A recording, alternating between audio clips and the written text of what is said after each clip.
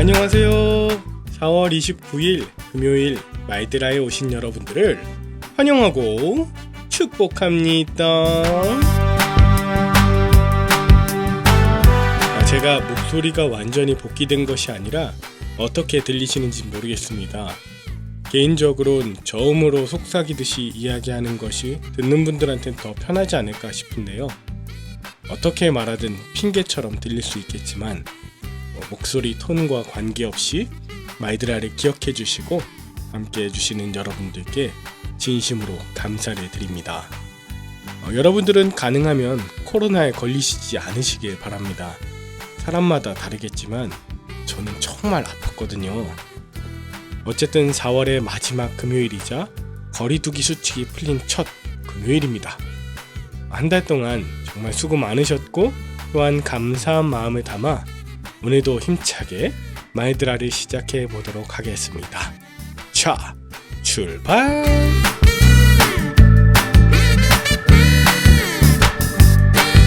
자, 오늘은 레위기 5장입니다. 오늘 본문은 어제에 이어 속죄제와 속건제에 대한 내용이 나옵니다. 속죄제는 자신이 죄지음을 뒤늦게 깨달았을 때 드리는 제사로 용서가 가능한 일들이었어요. 그렇다면 속죄제를 드릴 수 있는 사항은 무엇이었나? 4가지였는데요. 먼저 저주하는 소리를 들은 증인이 그것을 듣고도 입을 다물었던 경우입니다. 즉, 증인이 자신의 의무를 다하지 않으면 죄가 됩니다. 진실을 알고 있는데도 입을 다무는 것, 이것을 통해 속죄제를 드려야 했고요. 2번째와 3번째는 부정한 것을 만졌을 때, 또 부정한 것을 만지고도 정결하게 하지 않았을 경우입니다.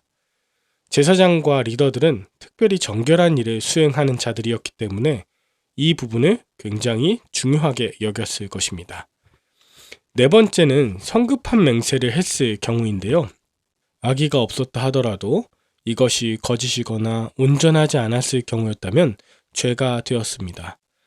그러니까 정리하자면 속죄제는 자신이 증인임에도 불구하고 그것을 함구하고 또 부정한 것을 만지고도 회개하지 않고 또 성급한 증언을 했을 경우에 해당한다. 이렇게 정리할 수 있겠죠? 오히려 이런 사소한 부분에 대해서 또 지난 일들을 가지고 왜 문제를 삼느냐 하면서 피차 그냥 넘어갈 수도 있겠지만 하나님은 그렇게 하지 말라 하셨습니다. 왜냐하면 본문 1절부터 6절까지 뒤늦게 알았는데도 속죄제를 드리지 않는다면 허물이 생긴다고 했기 때문이죠. 이 허물이라고 하는 것은 히브리어로 아온인데 구부리다, 비틀다, 왜곡한다, 아바라는 단어에서 파생한 단어예요. 이렇게 구부리고 비틀고 왜곡한 허물이 결국 불법, 악행, 죄가 된다는 거예요. 그 자신이 거짓 증언을 한 것이 자신을 포함한 다른 사람의 내면에 피해를 주고 가정, 또 가문, 그것을 넘어 민족과 지파, 이 모든 것에 영향을 미친다는 것입니다. 그러니까 이렇게 사소하게 진실을 함구하고 또 거짓 증언을 하고 또 부정한 것을 만지는 이런 일들이 타인과 가정, 민족과 지파에게 피해를 줄 수 있는 커다란 죄악이 될 수 있음을 기억하며 누구나 속죄제를 통해서 끊어내라 하시는 겁니다. 제가 어제는 거룩의 위계질서에 대해 말씀드리며 제사장은 수송아지를 드리고 지도자는 수점소, 일반 백성들은 암염소를 드리라 말씀드렸는데 이 속죄제는 만약에 가난한 자라도 산비둘기, 집비둘기 새끼 2마리 이마저도 드릴 힘이 안 된다면 고운 가루 10분의 1 에바라도 그렇게 드려서 자신이 죄악 가운데서 씻은 바 될 수 있는 이 속죄제를 꼭 드려야 합니다. 그러니까 죄에 있어서는 가난한 자들이라도 예외 없다라는 그런 특징이 있습니다. 증인으로서 직무를 유기하는 죄, 함부로 거짓 증언하고 맹세하는 죄, 이런 것들이 오늘날에 참으로 많은데 이 명령은 거룩한 백성으로 살아가라는 하나님의 특별한 배려이자 이스라엘 공동체로 복귀할 수 있는 길을 열어주신 하나님의 놀라운 은혜입니다. 14절부터는 속죄제와 더불어 마지막 5번째 제사 방법인 속건제가 나옵니다.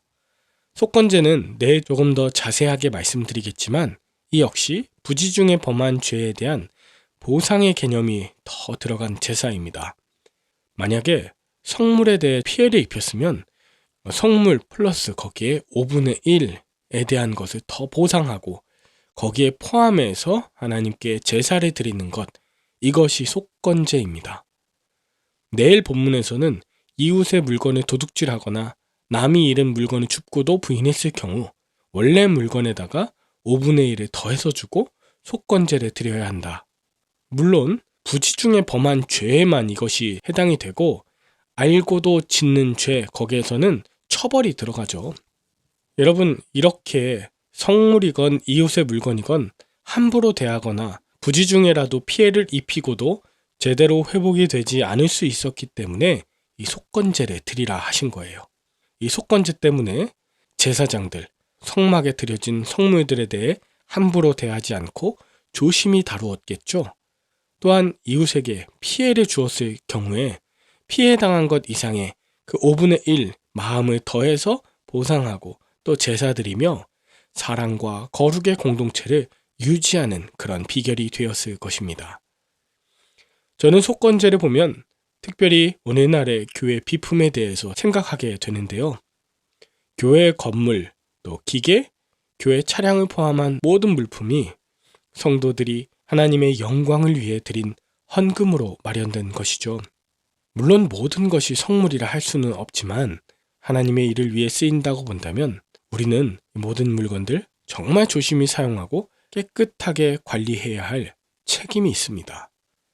그러나 함부로 사용하다가 파손을 하고도 모르는 척 넘어가는 일이 있는가 하면 교회 비품이 자신의 것인 양 개인적인 용도로 사용하고 심지어 취하는 사람도 있습니다.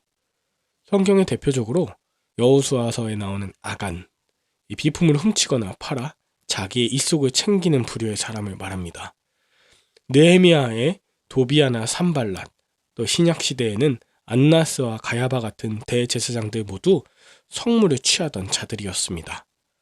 일반 성도님들도 이런 부분에 대해서 조심하셔야겠지만 교회에 오래 다니신 중직자나 또 목회자들은 오늘 속건제에 나오는 성물에 대한 부분 특별히 명심해야 할 것입니다.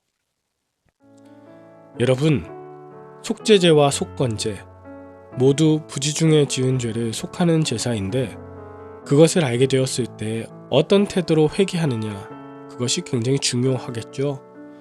모르는 경우에야 어쩔 수 없지만 자신이 잘못한 것에 대한 것을 깨닫게 하시는 것은 하나님의 특별한 배려이자 은혜임을 꼭 알았으면 좋겠습니다. 회개하고 책임지는 자세만이 거룩의 공동체를 만드는 원칙임을 기억하며 오늘도 복된 하루 보내실 수 있기를 간절히 바랍니다. 함께 기도할까요? 하나님 아버지, 우리가 진실을 알고도 함구하고 내 양심을 거슬러 거짓 증언을 하는 때도 있습니다. 부지 중에 그랬을 수 있다며 속죄죄와 속건제를 드릴 여지를 주셨음에도 불구하고 자존심을 내세워 회개하고 싶지 않을 때도 있습니다. 십자가에 달려 돌아가신 주님을 기억하며 내 삶의 최고의 속죄 그리고 최고의 보상이신 예수의 길을 걷게 하옵소서. 더 뒤늦기 전에 바로 지금 하나님 앞에 나와 속죄제, 속건제를 드리는 용기를 허락하여 주시옵소서. 예수님의 이름으로 기도드립니다. 아멘. 혹시 다니시는 교회에 금요기도회가 있다면 참석해 보시고요. 가족들과도 멋진 식사하시면서 서로에게 참 고맙고 미안하고 사랑한다는 위로와 격려의 밤을 보내시길 바라며 저는 내일 다시 뵙도록 하겠습니다. 샬롬.